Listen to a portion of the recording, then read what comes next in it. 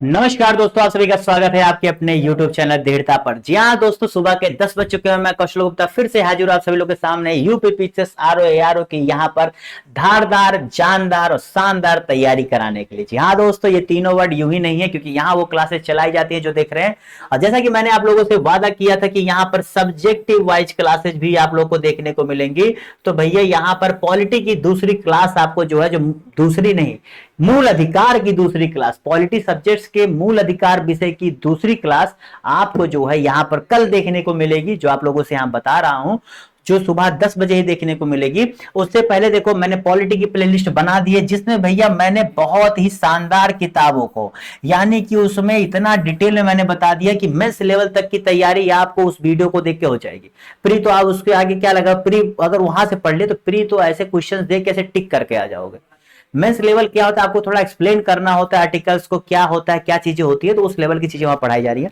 तो वहां पर लक्ष्मीकांत जैसी किताबों को, पूर्वालोकन, घटना चक्र, जो इतनी महत्वपूर्ण किताब है, जिनसे पूरी आपकी क्या है, इस पूरी पीसीएस की, हर स्टेट के पीसीएस की, आईएएस की एग्जाम की तैयारी होती है, वहां से मैं आपको पढ़ा रहा हूं। और वहां जो पढ़ा रहा हूं आप खुद क्लास देखिए, जितना डिटेल में, जितने शानदार तरीके से, और ऐसे प्रश्नों से कि जो प्रश्न, अगर सबसे टफ प्रश्न अगर आयोग बना सकता है, उतने टफेस्ट प्रश्न से मैं उस चीज को सॉल्व कराता हूं कि अगर वो सॉल्व कर लेंगे आप पहली नजर में, तो आप फटाक से कोई भी क्वेश्चन कर ले जाएंगे। और नहीं भी कर पाओगे तो इतना सीख जाओगे उसके बाद कि तुम आने वाले पेपर में करके आ जाओगे। मतलब वो क्लास देख लिए तो जरूर जरूर कर लोगे, तो देख लो।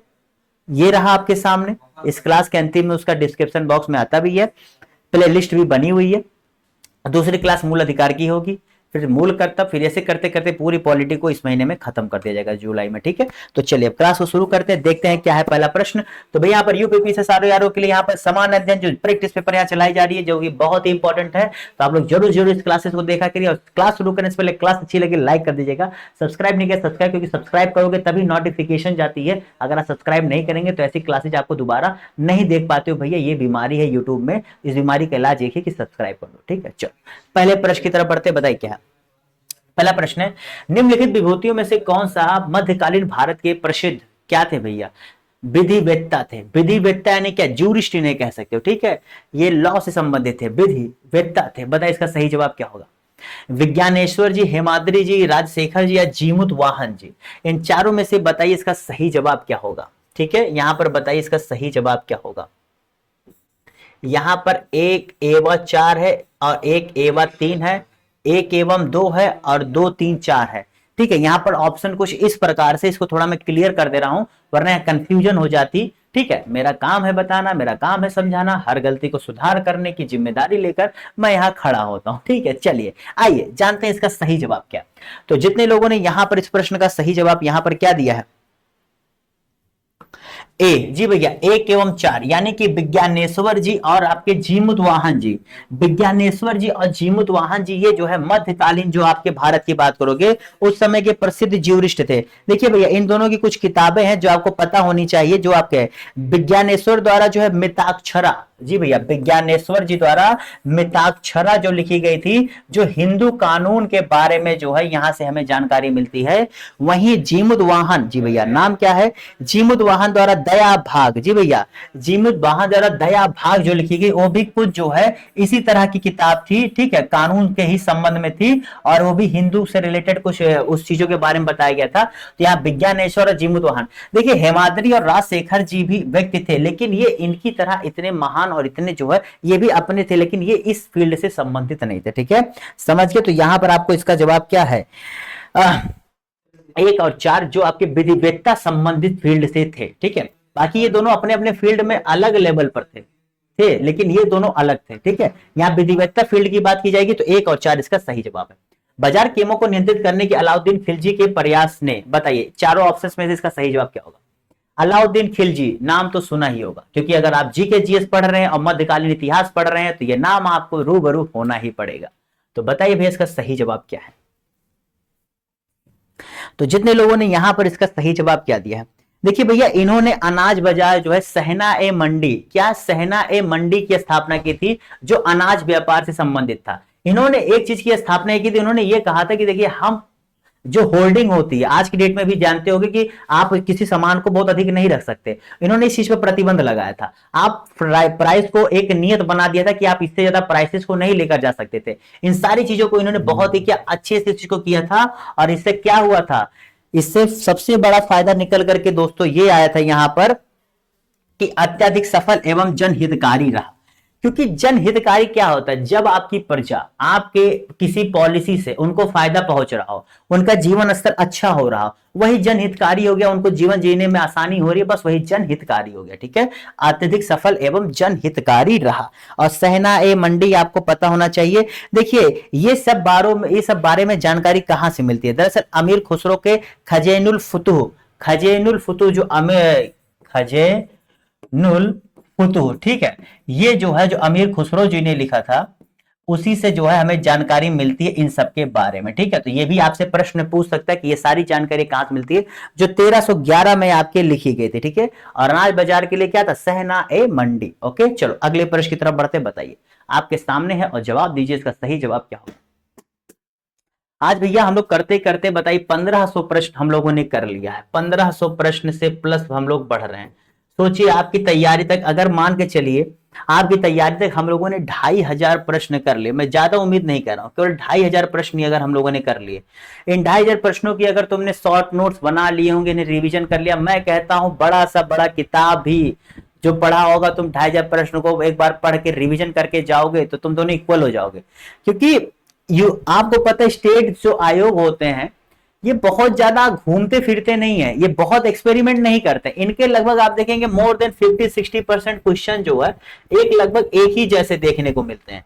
बाकी 50-60% क्वेश्चन अगर तुम्हें जैसे मिल गया, यानी कि तुम ऑलरेडी कट ऑफ से लगभग पहुंच चुके हो, और थोड़ी सी मेहनत और कर दोगे तो कट ऑफ आसानी से निकल जाएगा। तो ये प्रैक्टिस पेपर बहुत लाभदायक है आप लोगों के लिए, आप लोग नहीं समझे बात अलग है। तो जितने लोगों ने यहाँ पर रोजगार कार्यालय की स्थापना की थी उनका नाम क्या था भैया, तो जितने लोगों ने यहाँ पे इसका सही जवाब क्या दिया है, फिरोज शाह तुगलक। जी भैया, फिरोज शाह तुगलक, जिनका शासन 1351 से 1358 के बीच में था, 1351 से 1358 के बीच में था। ठीक है, खिलजी वंश के बाद तुगलक वंश की स्थापना हुई थी, आपको पता होना चाहिए। ठीक है, यहां पर इनका जो 1351-1358 था, इन्होंने ही एम्प्लॉयमेंट के लिए जो एम्प्लॉयमेंट ब्यूरो का स्थापना की थी। सबसे पहले ब्राह्मणों पर जजिया किसी ने लगाया था, तो इन्होंने ही लगाया था। ठीक है, ब्राह्मणों पर जजिया सबसे पहले किसी ने लगाया था, तो फिरोज शाह तुगलक थे। दरअसल इन्होंने 4 प्रकार के कर लगाए थे। एक आपको मैंने ये सारी चीजें मैंने आपको क्लास में बताई हुई थी, क्या था भैया, खम्स था, उसके बाद खराज था, जकात था, जजिया था। ठीक है, और इन्होंने कुछ महत्वपूर्ण जो है शहरों को भी बसाया हुआ था, 4, फिरोजाबाद, फतेहाबाद, हिसार, जौनपुर, ये इन्हीं के द्वारा बसाए गए थे। भैया नाम तो जानते होंगे ना, जौनपुर जो काफी हमेशा न्यूज में रहा और काफी उसका प्राचीन से लेकर के मध्यकाल तक उसका इतिहास उतना जिक्र देखने को मिलता है।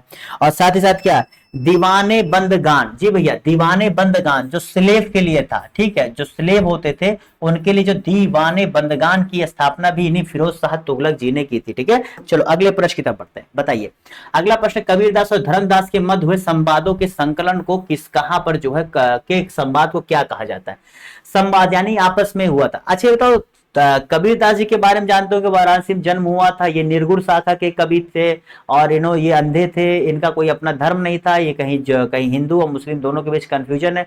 धर्मदास जी के बारे में कितना जानते हो बताओ, धर्मदास जी, देखो भाई कबीरदास जी के परम शिष्य थे। और जो आपको पता है, जो आपको कबीरदास जी ने एक चीज की स्थापना नहीं की थी, क्या कहते हैं उसे,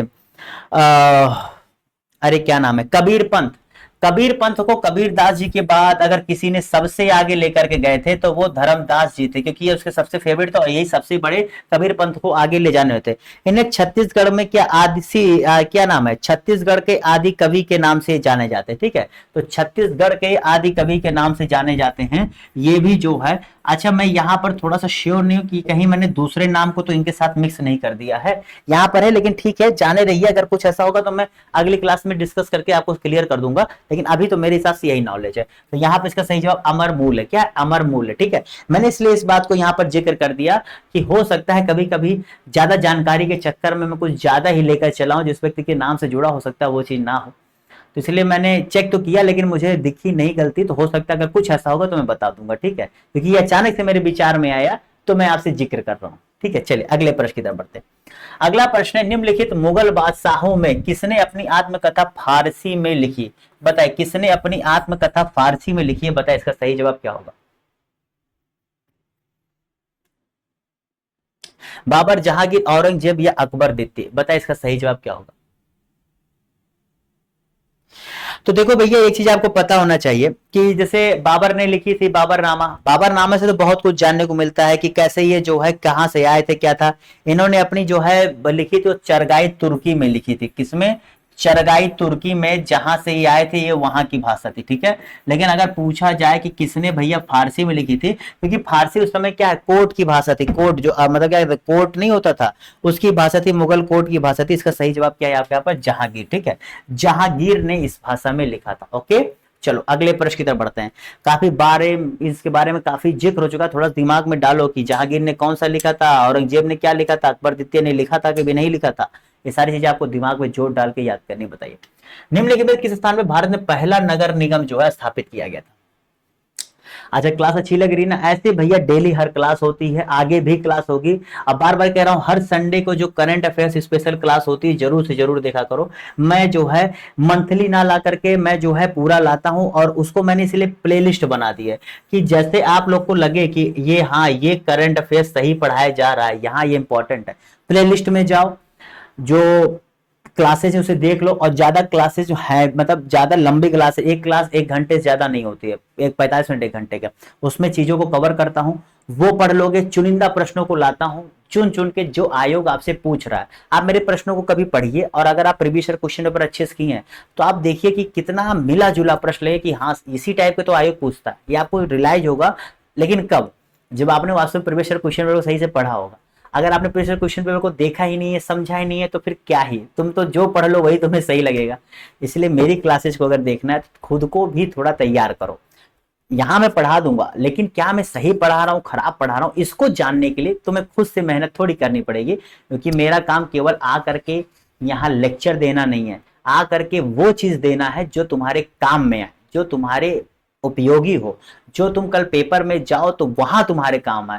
केवल ज्ञान बटोरने से कुछ नहीं होता, केवल ज्ञान बटोरने से तुम ज्ञानी बन जाओगे, लेकिन जब तक तुम्हारे हाथ में नौकरी नहीं होगी माय डियर, तुम्हारे जेब में पैसा नहीं होगा, ज्ञानी कितना ही बन जाओ, लोग तुम्हें सुनना पसंद नहीं करेंगे जब तक तुम्हारे पास कोई पद प्रतिष्ठा ना हो। ये दिमाग में बैठा लेना। तो ज्ञान लो, लेकिन ज्ञान को कहीं फलीभूत करो, कहीं उसका रिजल्ट निकालो, तभी तुम सक्सेसफुल कहलाओगे। वरना ज्ञान लेके टहलते रहो, तुम्हारे से उनको लगे तुम्हारे से 72 ज्ञानी पड़े। ये बहुत सच्ची बात बता रहा हूं। तो जितने लोगों ने यहां पर इसका सही जवाब क्या दिया, जितने लोगों ने यहां पर इसका सही जवाब दिया, क्या? ए, मद्रास। दरअसल भैया इसकी स्थापना 29 सितंबर 1688 को, जो किंग्स जेम्स द्वितीय नहीं थे, किंग्स जेम्स द्वितीय ने 1688 में जो है इसको जो है बनाया था। और ये माना जाता है कि उस समय जो है ये इंग्लैंड के बाहर, मतलब वहां पर जो किंग्स जेम्स द्वितीय जो वहां के पीएम थे, अमेरिका कह रहा हूँ, ब्रिटेन के, तो वहां पर जो है ये था।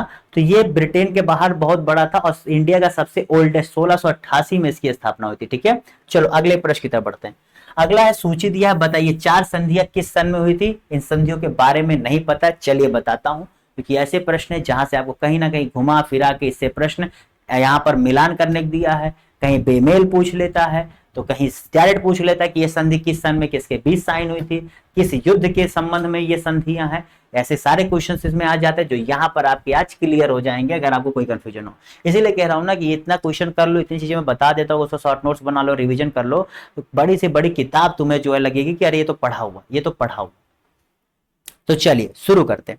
तो पहले इसका जवाब जान लेते हैं। जितने लोगों ने यहाँ पर क्या 4 2 1 3 जवाब, यानी क्या 4 2 1 और 3 जवाब दिया, वो सही कर ले। ठीक है, 1 मिनट, हो सकता है यहाँ पर गलती ना हो। देखिए पहला आपके का 12 अगस्त 1765, जो पहला आपका इलाहाबाद का संधि हुआ था 12 अगस्त 1765। ठीक है, अब ये संधि हुआ क्यों था? 12 अगस्त 1765 को, उससे पहले क्या हुआ था?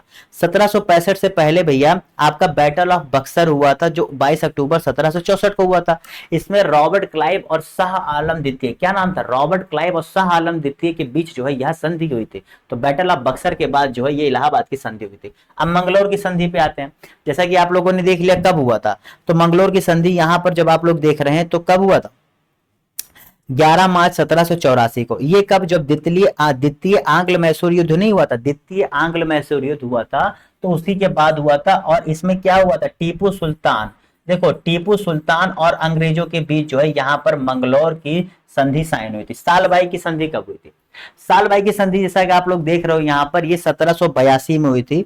अगर मैं एग्जैक्ट बताऊं तो यहाँ पर 17 मई 1782 में हुई थी, जब प्रथम आंग्ल मराठा युद्ध नहीं हुआ था, तो उसमें जो है पेशवा और अंग्रेजों के बीच सिंधिया ने जो है ये सुलह कराया था, सालबाई। और मद्रास की संधि जो आप देख रहे हैं, ये आपके क्या नाम है, टीपू सुल्तान के पिताजी जो थे उनका नाम क्या था, अरे उनका नाम मैं भूल रहा हूं, उनके साथ ही हुआ था 1769 में। और ये जो है जब प्रथम आंग्ल मैसूर युद्ध नहीं हुआ था, तो उस समय ये साइन हुआ था, जो टीपू सुल्तान के हैदर अली, ठीक है, हैदर अली और इनके बीच ये साइन हुआ था, ठीक है, समझ गए। तो चारों के बारे में मैंने डिटेल में बता दिया। चलो अगले प्रश्न तक बढ़ते हैं। आप बताओ, इससे संबंध में इससे ज्यादा प्रश्न कभी पूछा ही नहीं आ सका है, नहीं पूछा, जितना मैंने बता दिया। किस युद्ध से संबंध में था, किनके किनके बीच हुआ था, और कब कब साइन हुआ था, तारीख बता दिया, और इससे ज्यादा कभी पूछा ही नहीं है। चलिए बताइए, इस प्रश्न का जवाब दीजिए, क्या होगा। कुषाण भारत की खाड़ी और लाल सागर से होकर व्यापार करते थे, उनको संगठित नौसेना उच्च कोटि की थी, बताइए।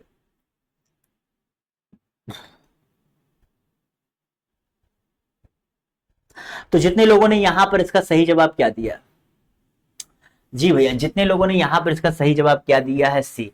देखो एक चीज जान के चलो, उनके पास नौसेना की कोई गठित सेना थी ही नहीं, ये चीज आप, नौसेना तो जो जल सेना है, उनके पास कुछ ऐसा जल सेना जैसा कुछ था ही नहीं, यही तो दिक्कत है। हाँ, वो लाल सागर से चलते थे, ओल्ड सिल्क रूट नहीं था, जो ओल्ड सिल्क रूट था, इससे भी जो है ये व्यापार किया करते थे, जो आपके भारत से होकर के जाता है, ठीक है, सिक्किम और यहाँ से होकर के जाता था, ठीक है, वहां से ये व्यापार किया करते थे। और देखो इनका अगर आप पूछोगे कि कुषाणों ने राज्य कहाँ, मतलब शासन कहाँ का किया था, तो इनको बारे में जानिए। आप देखना ध्यान से, ताजिकिस्तान, उज्बेकिस्तान, मैप में कुछ याद आ रहा है, थोड़ा सा रिलेट करो, अफगानिस्तान, पाकिस्तान और उत्तरी भारत, पूर्वी ईरान। अब देखो कहां कहां तुम चले गए, अफगानिस्तान, पाकिस्तान, पूर्वी भारत, उत्तरी भारत, पूर्वी ईरान, तो इतना एरिया तो ये हो गया। अब इसी के ऊपर चले जाओ, तजाकिस्तान, उज्बेकिस्तान, बस यहीं तक इनका शासन था। मतलब आप क्या कह सकते हो, अच्छे भूभाग पे था, क्योंकि इतना बड़ा भूभाग पहले शासन करना आसान नहीं होता था, ठीक है। इसीलिए इंडिया में जो इतने, अशोक को महान क्यों कहा गया, अकबर को इतना बड़ा राजा महान क्यों कहा, क्योंकि उन्होंने बहुत बड़े भूभाग पे शासन भी किया और अच्छे से अपनी सत्ता को संभाला भी था, ठीक है। केवल जीतना बड़ी बात नहीं, तो संभालना भी बहुत बड़ा मैटर होता है दोस्तों। जितने दिन कहते नहीं है कि ऊंचाई पर पहुंचना आसान है, ऊंचाई पर बने रहना मुश्किल है। तुम बहुत अच्छी मेहनत करके स्कूल में टॉप कर जाओ, सब कर जाओ, लेकिन वो टॉपर बने रहना मुश्किल है ना, कि कोई तुम्हें पिछाड़ देगा तो तुम्हारी बेइज्जती हो जाएगी, कितना कुछ सहना पड़ेगा। चलो अगले प्रश्न की तरफ बढ़ते हैं। 18वीं शताब्दी के उत्तरार्ध में किस पदाधिकारी को प्रायः कंपनी बहादुर की शान और शौकत का अस्थायी प्रतिनिधित्व कहा जाता था।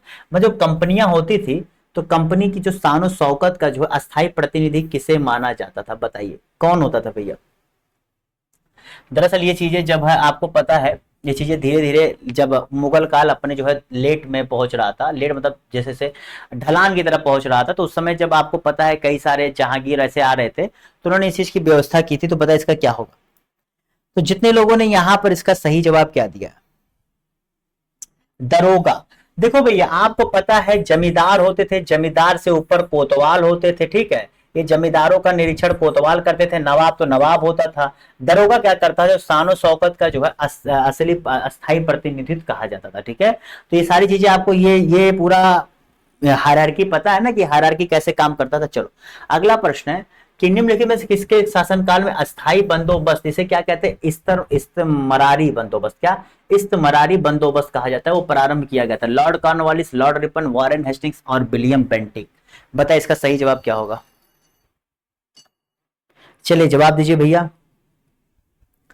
तो जितने लोगों ने यहां पर इसका सही जवाब क्या दिया,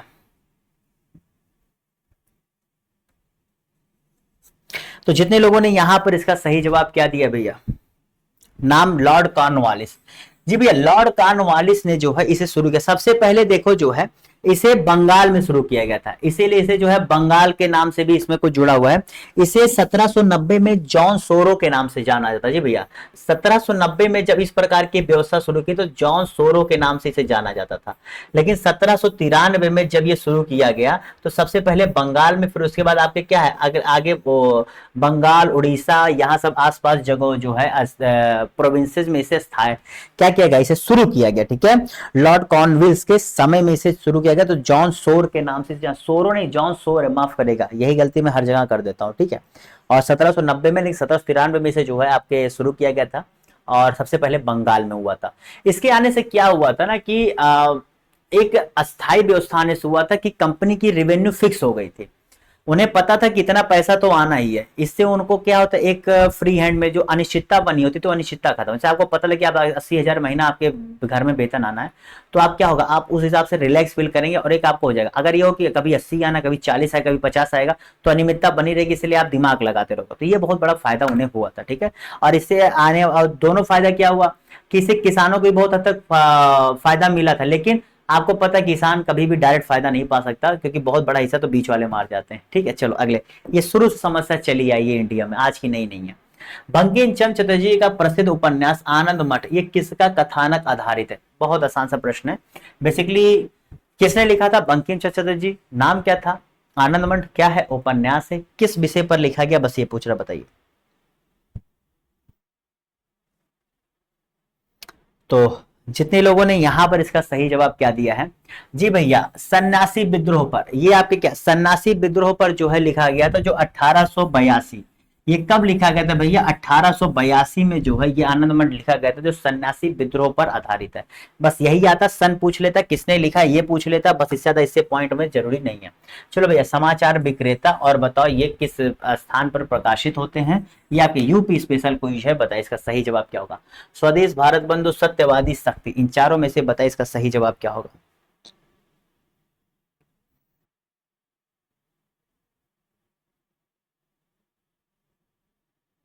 तो चलिए भैया, यहाँ पर आपको सत्यवादी कहाँ पर प्रकाशित होता है? आगरा में। चलो एक हिंट मैंने दे दिया, आगे बताओ। जी भैया, शक्ति, शक्ति आपका कहाँ होता है? अल्मोड़ा में।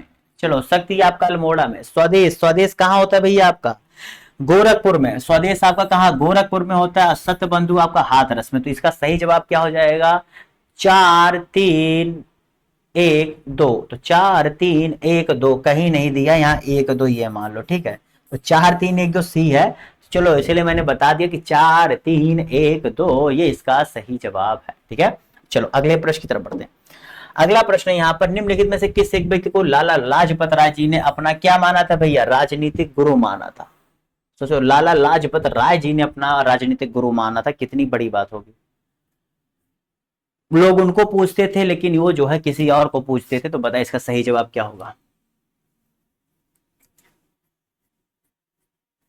अच्छा, इसमें से चारों नाम आपको पता है कि नहीं? चारों नाम पहले जान लो। सी आर दास जी आपके इंडिया से थे, ठीक है, जो काफी मतलब जो है इनको दरअसल क्या कहते हैं, साम्यवादी नेता माना जाता था।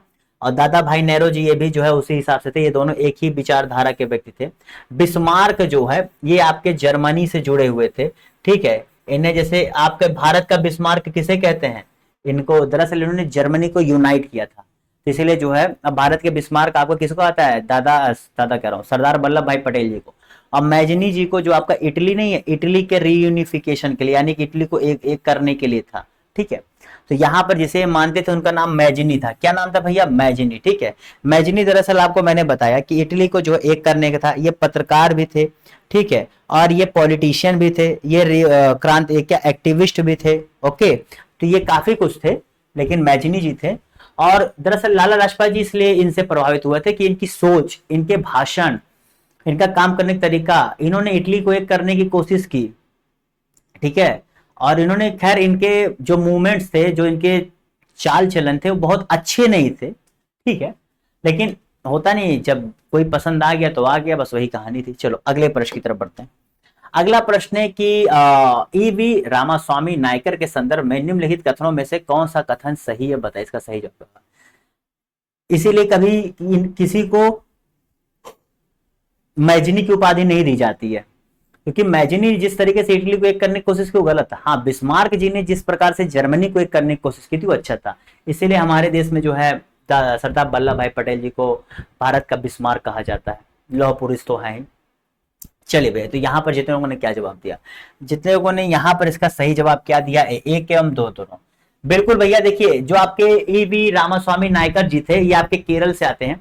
और रामास्वामी नायकर जी के बारे में जान के गांधी जी से बहुत प्रभावित थे। इन्होंने कांग्रेस ज्वाइन की थी, बाद में छोड़ भी दिया था, जो आप देख रहे हैं। और इनके ये दरअसल जो छुआछूत और जो वर्णाश्रम व्यवस्था थी उसके खिलाफ इन्होंने जो है आंदोलन किए थे। और इनके एक बार आंदोलन में गांधी जी सम्मिलित भी हुए थे, ठीक है। तो शायद मंदिर से रिलेटेड कोई इन्होंने किया था, उसमें गांधी जी सम्मिलित हुए थे। अगले प्रश्न की तरफ पढ़ते हैं। कथन ये दिया, महमूद गजनवी ने भारत पर 17 बार आक्रमण किया, कारण दिया बताओ। ये यार इतनी बार मैं कहा, तो 3-4 बार मैं करा चुका हूं। बार बार मैंने कहा है कि महमूद गजनवी भारत क्यों आया था, मैंने बताया हुआ क्या कारण था, सब चीजें मैंने बताई। बताया इसका सही जवाब क्या होगा। तो जितने लोगों ने यहां पर इसका सही जवाब क्या दिया, जी भैया देखो, जितने लोगों ने यहां पर क्या सी जवाब दिया और सही कर लो। आया तो था 17 बार, लेकिन वो शासन करने नहीं आया था। उसका बेसिकली मुद्दा यही था कि हम कितना भारत को लूट सके। अभी मैंने इसी क्लास में आपको एक प्रश्न कराया था कि जो मानव समाज की व्यवस्था होती है किस पर आधारित होती है, अर्थव्यवस्था। अर्थव्यवस्था किससे चलता है, पैसा से। तो पैसे के लिए भैया आप पूरे इतिहास को पढ़ लोगे। अच्छा, तुम देखते हो दंगा होता है, तुम 95% दंगे देखोगे दो बड़ी समूहों के बीच होगा। दो बड़े समूह मतलब कोई एक समूह जो वहां पर बहुसंख्यक होगी, दूसरे वह समूह जो अल्पसंख्यकों में बहुसंख्यक होगी। मैं एग्जांपल अगर दे दूं, जैसे आप देखेंगे श्रीलंका में बौद्ध और मुस्लिमों के बीच, सॉरी म्यांमार में, वो वहां पर श्रीलंका में देखेंगे तो जो तमिल के कुछ एक गुट है उनमें और बौद्धों के बीच। तो क्यों, क्योंकि भैया देखिए बात पावर की होती है, हमेशा पावर को लेकर के ही झगड़ा होता है। ये समझने की फिराक है। फिर एक अलग टॉपिक है, ये तो हम चले जा रहे हैं एक अलग से, ये तो मेंस डिस्कशन जैसी हो जाएगी कि समाज के बारे में हम बात करने लगे। खैर वो एक समाज अलग चीज है, मतलब मैं यहाँ पर बताने लगा उससे रिलेट करके कि आयत इसका मकसद शासन करना था ही नहीं। इसका मकसद लूटो, जितना लूट सको लूटो, लूट के ले जाओ, अपने यहाँ को भर दो। क्योंकि इन्हें पता लगा था कि इतने ज्यादा है, और इन्हें बताया भी किसी हिंदू नहीं था, ये भी मैंने पढ़ा था। इन्हें बताया किसी हिंदू नहीं था, इन्हें थोड़ी ना पता था कितना रखा हुआ है। तो इसका सही जवाब क्या है, सी। ठीक है, चलो अगले प्रश्न की तरफ बढ़ते हैं। निम्नलिखित में से किस वर्ष वर्तमान उत्तर प्रदेश के संपूर्ण क्षेत्र को बंगाल से अलग करके आगरा प्रेसिडेंसी के अधीन कर दिया गया, बताओ किस वर्ष भैया आगरा प्रेसिडेंसी। दरअसल उसी के आसपास आगरा प्रेसिडेंसी बना, और आगरा प्रेसिडेंसी बनने के साथ ही उसमें उत्तर प्रदेश को जो बंगाल का पार्ट हुआ करता था, बंगाल प्रेसिडेंसी, उससे अलग करके आगरा प्रेसिडेंसी का पार्ट कर दिया गया। और बाद में आगरा प्रेसिडेंसी का भी नाम बदल दिया गया था। जी भैया 1836 1800 देखो 14 नवंबर 1834 को, 14 नवंबर 1834 को आपको क्या हुआ था, आगरा प्रेसिडेंसी बना था। और इसी के 2 साल बाद 1836 में आगरा प्रेसिडेंसी का नाम बदल कर क्या नॉर्थ वेस्टर्न प्रोविंस हो गया था। जी भैया इसे NWP के नाम से जानते हैं, नॉर्थ वेस्टर्न प्रोविंस के नाम से जाना जाने लगा था 1836 से। ठीक है, तो यहाँ पर अब तक जानी होगी 1834 में। दरअसल 1833 में एक्ट आया था, उसी एक्ट के अंतर्गत ये सुधार किया गया था। ठीक है, तो एक्ट भी पूछेगा, आपको पता होना चाहिए, गवर्नमेंट ऑफ इंडिया एक्ट 1833। ठीक है, क्लियर। चलो अगले प्रश्न की तरफ बढ़ते हैं। अगला प्रश्न यहाँ पर कि भारतीय संविधान के किस अनुच्छेद में संसद साधारण बहुमत से क्या करता है, विधि पारित कर संशोधन नहीं कर सकती। अर्थात कह रहा है, देखिए आपको मैंने इसी क्लास में बताया, हमारे यहाँ पर संशोधन करने के लिए जो बहुमत होता है वो बहुमत का आधार होता है। एक होता है साधारण बहुमत, ठीक है, एक होता है विशेष परिस्थितियों में, ठीक है, एक होता है जब आधे राज्यों की मतलब हाफ राज्यों की जरूरत हो और प्लस जितने लोग उपस्थित हो उनके क्या 2/3 सदस्यों की संख्या की जरूरत हो। तो कुछ ऐसे होते हैं साधारण बहुमत से जवाब देखोगे तो इसका हो जाएगा, इसका हो जाएगा, इसका नहीं होगा। क्योंकि एक मिनट माफ करेगा, उल्टा मैंने बता दिया। यार ये इरेज हो जाओ भैया। हाँ, अनुच्छेद जो है यहाँ पर बी की बात होगी 312। दरअसल अनुच्छेद 312 क्यों नहीं होगा आप समझिए। दरअसल अनुच्छेद 312 ऑल इंडिया सर्विस की बात करता है। जी भैया इंडियन सर्विस की बात करता है। क्यों, इसका मतलब ये है कि जो आप पूरे भारत में जैसे IAS जानते हो, IAS IPS ठीक है, आईएएस आईपीएस ये सब जो पोस्ट होते हैं ये क्या होते हैं, ऑल इंडिया सर्विस देते हैं। इनका चयन भले से केंद्र सरकार कराता है, लेकिन ये बाद में राज्यों में नियुक्त होके जाते हैं। अगर इनके संबंध में कोई भी चीज परिवर्तन करना होगा, संशोधन करना होगा, तो उसमें आधे राज्यों की हमें जो है वहां के विधानसभा से सहमति की जरूरत पड़ेगी, साथ ही साथ 2/3 बहुमत से दोनों सदनों से पास हुआ, तब जाकर के ये साधारण बहुमत से पास नहीं हो सकता। वह सभी सब्जेक्ट जो राज्यों को भी क्या करते हैं, राज्यों पर भी असर डालते हैं डायरेक्टली या इनडायरेक्टली, उन्हें साधारण बहुमत से कभी भी पास नहीं किया जा सकता। क्लियर, समझ गए? अगले प्रश्न की तरफ बढ़ते हैं। अगला प्रश्न है, राज्य के नीति से तत्वों का उद्देश्य एक धार्मिक आधार यह संविधान में वक्तव्य दिया था, बताइए किसने दिया था, जवाब दीजिए। आसान सा प्रश्न, जानदार प्रश्न, बताइए इसका सही जवाब। अब एक कथन वाले प्रश्न, अभी देखो आरो में क्वेश्चन आया था कथन वाले को लेकर के, 2023 में आरो हुआ था, उसमें देखो कथन वाला प्रश्न आया था। तो बताओ यहाँ पर इसका सही जवाब क्या होगा, जितने लोगों ने यहाँ पर इसका सही जवाब क्या दिया। जी भैया डॉक्टर अंबेडकर जी ने, जी भैया डॉक्टर भीमराव अंबेडकर जी ने ये शब्द कहे थे। और फिर कह रहा हूं भैया पॉलिटी की क्लासेस चली हुई है, प्लेलिस्ट बनी, आपको पॉलिटी पढ़ने में दिक्कत होती है, समझने में। देखो यार इस बार आरओ जो 2023 का पेपर था उसमें आरओ में पॉलिटी के क्वेश्चन बहुत लाजवाब आए थे यार, इसीलिए सबसे मैंने जो है पहले आपके पॉलिटी को ही शुरू किया। उसकी प्लेलिस्ट बनी हुई है माय डियर, जा करके देख लो यार, खुश हो जाओगे। जितना पढ़ोगे उतने से क्या करना, उतने को पढ़ लेना, उसको रिवीजन कर लेना, आगे आती रहेगी क्लास। अभी समय है, बहुत क्लासेस नहीं हुई है, पढ़ लोगे, क्योंकि अब जो स्पीड पकड़ेगी, अभी पॉलिटी चलेगी, फिर हिस्ट्री चलेगी, ज्योग्राफी चलेगी, साइंस चलेगी, तो ये सब चीजों के बाद फिर तुम्हारे पास समय नहीं बचेगा, क्योंकि स्पीड जब पकड़ेंगे तो पुरानी चीजें कवर नहीं कर पाओगे। अभी थोड़ा सा समय जो पुरानी चीजें कवर कर सकते हो, ठीक है। चलो अगले प्रश्न की तरफ बढ़ते हैं। अगला प्रश्न है कि निम्नलिखित अधिनियमों में से किस अधिनियम के द्वारा बर्मा को भारत से अलग कर दिया गया, बताओ किस अधिनियम के द्वारा जो है बर्मा को भारत से अलग कर दिया गया था, बताइए। देखिए बर्मा पर जो है भारत ने मतलब जब अंग्रेज आए थे तो उन्होंने 1824 पर ही जो है अपना शासन करना शुरू कर दिया था। आपको पता है बर्मा और भारत को मिला करके जो है जो क्या नाम है ब्रिटिश थे वो शासन कर रहे थे, लेकिन उसके बाद ऐसी परिस्थितियां उत्पन्न हुई कि उन्होंने जो है क्या उसे फिर हटा दिया, ठीक है। तो उसका सही जवाब है 1937 में हटाया था, जो भारत शासन अधिनियम 1935 आया था। जी भैया 1937 में उसे अलग कर दिया गया था। तो 1824 से 1937 तक यहाँ पर शासन किए थे भारत और म्यांमार मिला करके, और भारत शासन अधिनियम 1935 के बाद जो है कर दिया गया था। दरअसल आपको पता होगा जो आजाद हिंद फौज आपके भारत में घुसी थी वो म्यांमार के रास्ते ही आई थी, तो अंग्रेजों ने जान लिया कि इसका प्रयोग भी कर सकते हैं, तो उन्होंने इससे अलग कर दिया। देखो इन्होंने समय समय पर अंग्रेजों ने वो चीजें की, जैसे आपको पता होगा कि बंगाल से असम के एक हिस्से को और बांग्लादेश जो आज बांग्लादेश के हिस्से को अलग कर दिया गया था।